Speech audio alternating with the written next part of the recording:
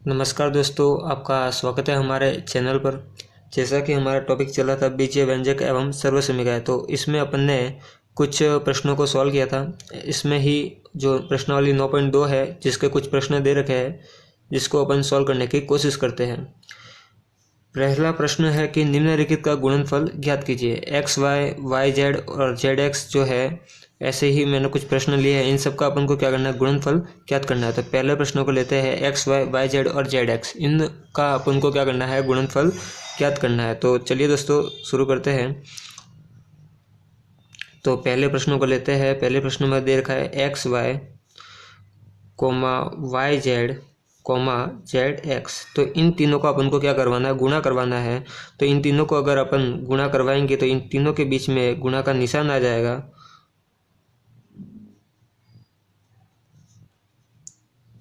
तो यहाँ पर गुणा का निशान है। तो आपको पता है जब अपन गुणा करवाते हैं तो जो जो बीजीय व्यंजक, जो पद एक जैसे हैं, वो क्या हो जाएंगे, उनकी घातें जो है वो बढ़ जाएगी। जैसे कि यहाँ पर अपन एक्स वाई का गुणा वाई जेड और जेड एक्स से करवाते हैं। तो एक्स वाई को मैं क्या ऐसे लिख सकता हूँ, समझाने के लिए इसको अपन क्या ऐसे लिख सकता हूँ, x into y, y z को वाई इंटू जेड और जेड एक्स को जेड इंटू एक्स।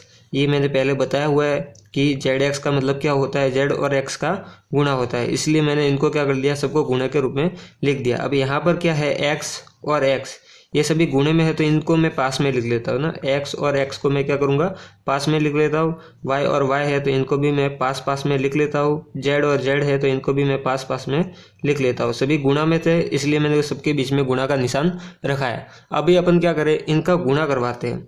तो यहाँ पर क्या है, जो संख्या तो कुछ है नहीं है, इसलिए अपन जब इन चर राशियों का गुणा करवाएंगे तो यहाँ पर आपको जो देख रहे हो, यहाँ पर नीचे जो इनके आधार समान है, तो अपन ने घात एवं घातांक के अंदर पढ़ रखा है कि जब आपके आधार समान होता है तो उनकी घातें जुड़ती है। तो यहाँ पर x और x का गुणा होगा तो इनकी घातें जो है एक एक ये जुड़ जाएगी, और x का x से गुणा होगा तो x स्क्वायर हो जाएगा।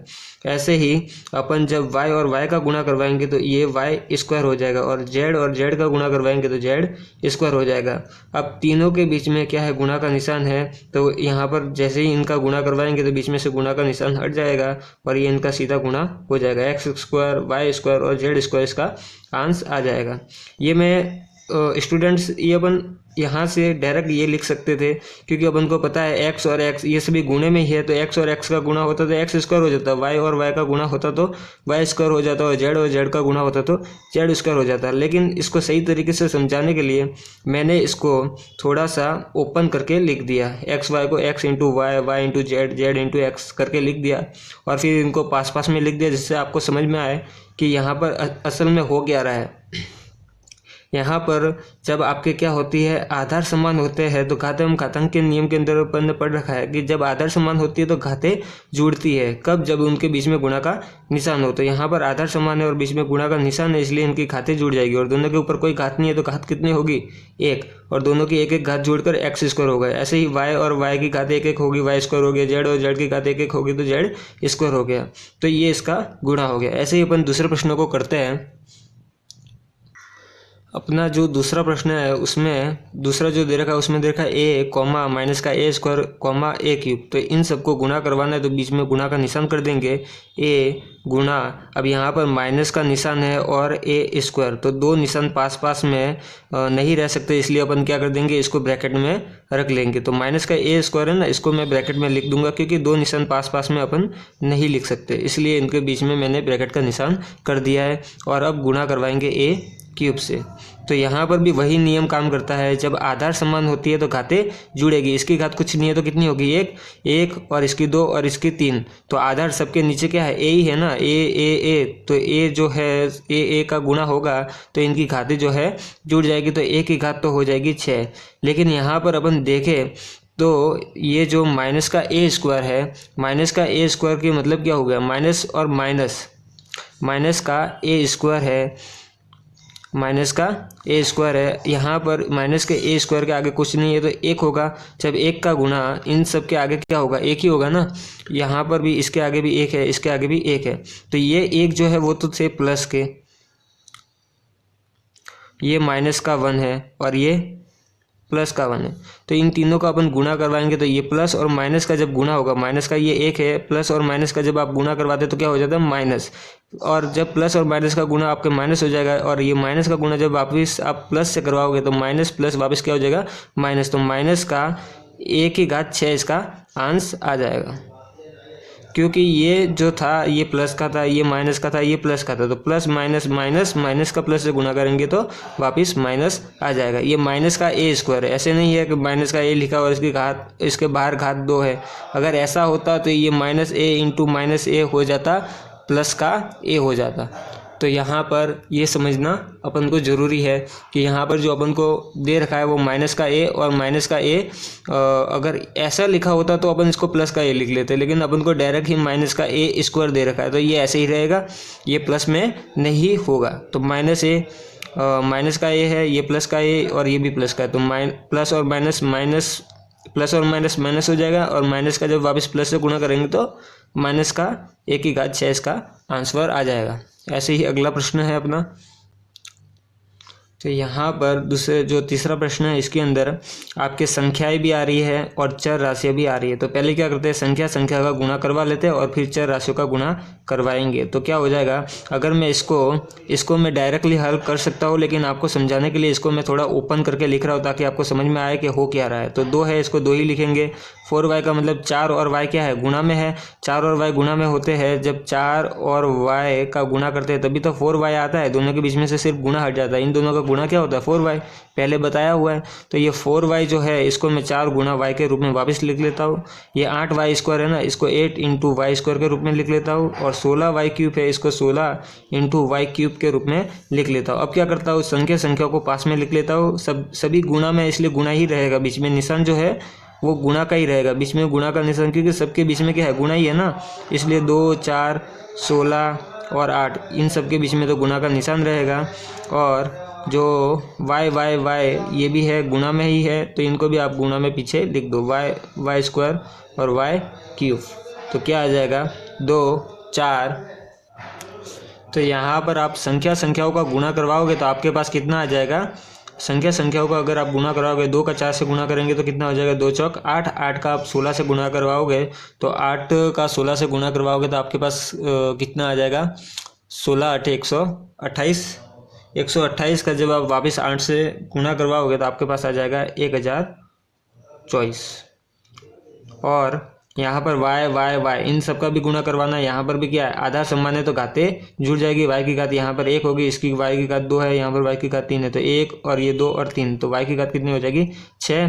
तो यहाँ पर इसका आंसर आ जाएगा, 1024 इंटू y की 1024 y की घात 6, इसका ये आंसर आ जाएगा। 1024 1024 y की घात 6 इसका आंसर बन जाएगा। अगला प्रश्न लेते हैं। तो दोस्तों अगला प्रश्न है a, 2b, 3c, 6a भी था, तो उनको सबको मैंने गुणा के रूप में लिख लिया है। अब क्या करना है, सबको गुणा करवाना है। अब यहाँ पर a के आगे कुछ नहीं है, तो a के गुणा में आप क्या 1 लिख सकते हो, a के गुणा में कुछ नहीं है तो आप 1 लिख सकते हो ना। अब 1 का गुणा जब आप 2 से करवाओगे, मैं इसको डायरेक्ट हल कर रहा हूँ, पिछली बार तो इसको मैंने ओपन करके लिखा था, लेकिन अब क्या कर रहा हूँ, डायरेक्ट हल कर रहा हूँ। मेरे ख्याल से आपको ये समझ में आ गया होगा कि आपको संख्याओं का गुणा कैसे करवाना है। जैसे कि यहाँ पर पिछली बार मैंने किया था तो 2 का 4 से गुणा किया, 4 का 8 से किया, 8 का फिर 16 से किया तो ये आ गया था, और फिर वाई स्क्वायर और वाई क्यूब का गुणा किया तो वाई की घात 6 आ गया था। तो ऐसे ही मैं इसको डायरेक्ट हल करूँगा। अभी 1 का 2 से गुणा करेंगे 2, 2 का गुणा 3 से करेंगे तो कितने हो जाएंगे, 2 3 6, और 6 का गुणा आप जब 6 से करोगे तो 6 6 कितना हो जाएगा 36। उसके बाद यहाँ पर a का गुणा b से कराएंगे तो a, b और c, और यहाँ पर भी क्या आ रहा है a, b, c। तो a का गुणा जब आप वापस, यहाँ पर तो a है नहीं, यहाँ पर भी a नहीं है, यहाँ पर a है, तो a का गुणा जब a से होगा तो क्या हो जाएगा a स्क्वायर हो जाएगा। b का गुणा यहाँ पर b नहीं है, यहाँ पर b नहीं है, यहाँ पर नहीं है, यहाँ पर है, तो b का गुणा b से होगा तो b स्क्वायर हो जाएगा, और c का गुणा जब c से होगा तो c स्क्वायर हो जाएगा, तो ये इसका आंसर आ जाएगा। ऐसे ही अगला प्रश्न है 5वां, m इंटू माइनस का mn इंटू mnp। तो इसको अपन सॉल्व करेंगे तो यहाँ पर m का गुणा m से करेंगे तो ये तो है माइनस का m, ये है प्लस का m। इसके एक बार वापस मैं इसको ओपन करके लिख रहा हूँ ताकि आपको समझ में आए कि आंसर ये बन कैसे रहा है। ठीक है, तो मैं इसको ओपन करके लिखता हूँ।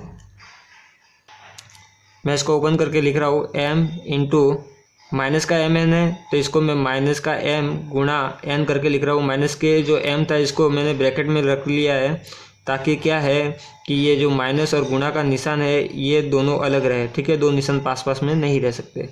तो माइनस का m गुणा n into m into n into p, तो m n p को तीनों को मैंने गुणा के रूप में लिख लिया।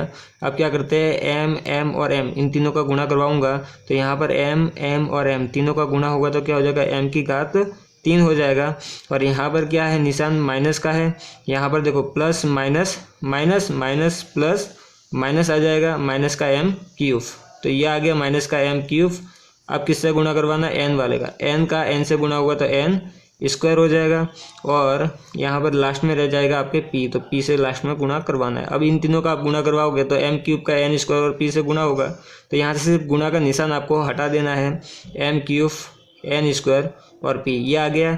अब यहाँ पर निशान देखना, इसका तो माइनस का है, इसका प्लस का है और इसका भी प्लस का है, तो माइनस प्लस माइनस हो जाएगा और माइनस का जब वापस प्लस से गुणा करोगे तो माइनस आ जाएगा, तो ये इसका आंसर आ जाएगा। तो ये थे दोस्तों आज के अपने कुछ बीजीय व्यंजक के प्रश्न, बीजीय व्यंजक एवं सर्वसमीका के अपन ने कुछ प्रश्नों को सॉल्व किया। नेक्स्ट लेक्चर में अपन और कुछ प्रश्नों को सॉल्व करने की कोशिश करेंगे। तो मिलते हैं अपनी अगली वीडियो के अंदर।